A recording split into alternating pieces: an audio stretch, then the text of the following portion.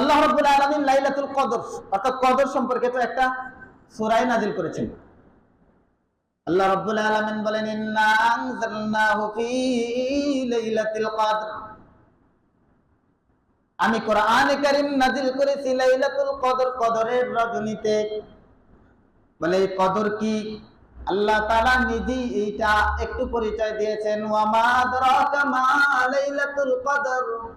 মানুষকে কদরের দিকে আরো আকৃষ্ট করার জন্য নিজেই প্রশ্ন করেছেন, এই ওয়া মা আদরাকা মা লাইলাতুল কদর, আপনি কি জানেন কদর কি?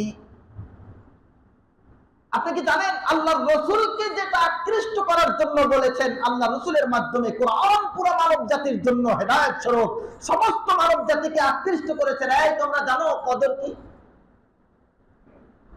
আল্লাহ যেই কদরে, যেই রজনীতে কোরআন নাযিল করেছেন, ওইটা যে কতটা বরকতপূর্ণ, ওইটা যে কতটা মহৎ এক রজনী জানো? লাইলাতুল কদরি খায়রুম মিন আলফি শাহর, যে কদরের রজনীটা হলো হাজার মাস থেকে উত্তম। সুবহানাল্লাহ। একেবারে এমন ভাবে বর্ণনা দিয়েছেন, যেই বর্ণনার মধ্যে চাইলে সব কিছু ঢুকাইতে পারেন, চাইলে খাসও করতে পারেন। তার মানে আল্লাহ তাআলা বলেন লাইলাতুল কদর, এই রাত্রিটা হাজার মাস থেকে উত্তম। তার মানে হাজার মাস যদি কেউ ফরজ ইবাদত করে, এই রাত্রে ইবাদত করে, তার থেকেও উত্তম হতে পারে। হাজার মাস যদি কেউ নফল ইবাদত করে, তার থেকেও এই রাত উত্তম হতে পারে। হাজার মাস যদি কেউ তেলাওয়াত করে, এই রাত্রিটা যদি কেউ তেলাওয়াত করে, তার থেকে বেশি আমল এই রাত্রে সে করতে পারে।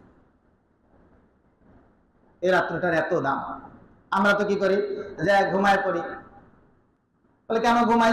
বলে আগে ফজরের নামাজ আর এশার নামাজ যদি জামাতে করি তো সারা রাত ইবাদতের সওয়াব পাবো। তো এই জন্য এশার নামাজও পড়ছি, ফজরের নামাজও পড়ছি, সারা রাত ইবাদতের সওয়াব পাইছি, মাশাআল্লাহ।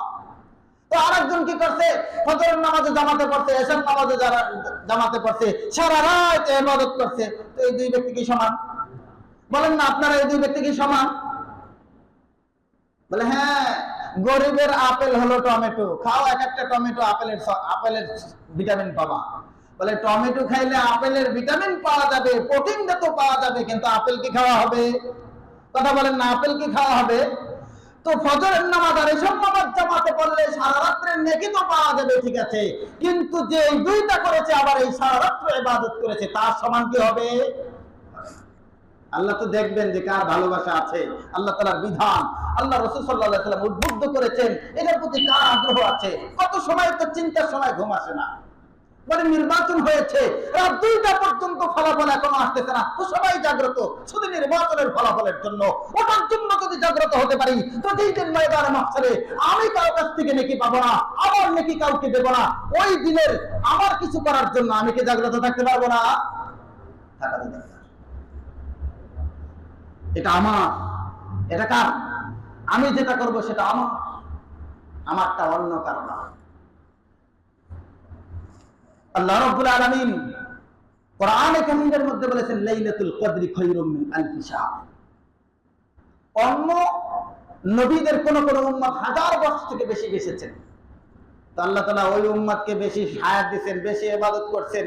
এই উম্মত ওই উম্মতের দোহাই দিয়ে আল্লাহ তাআলাকে প্রশ্ন করবে যে আল্লাহ ওদের তো একটু বেশি হবেই, কারণ ওদেরকে আপনি হায়াত বেশি দিয়েছেন, এই জন্য ওরা বেশি ইবাদত করছে, তো আমরা ওদের সমকক্ষ কিভাবে হব?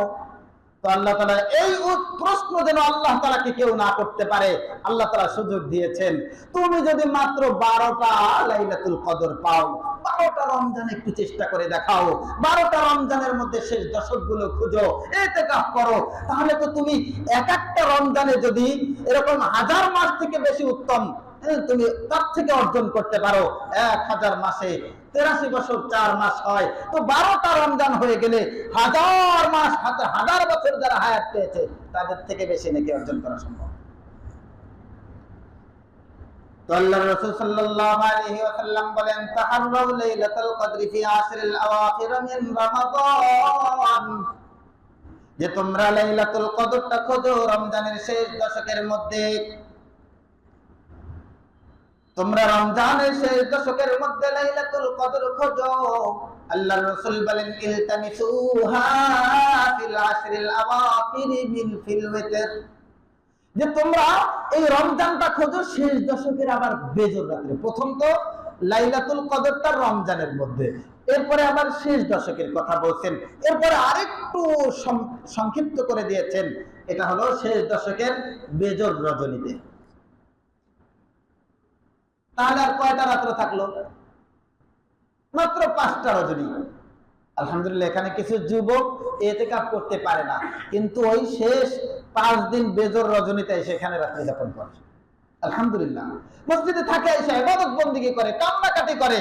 তার ভয়, যদি যুবক বয়সে মাত্র 25 বছর বয়স, তার যদি এই ভয় হয় যে আমার জীবনে যত গুনাহ করেছি, আল্লাহ এগুলো যদি মানুষের সামনে প্রকাশ পায়, আমি মানুষের সামনে কেমনে মুখ দেখাবো, আপনি মাফ করে দেন। তো আমার যদি 40 বছর হয়, তো আমার জীবনে তো অনেক অপরাধ আছে।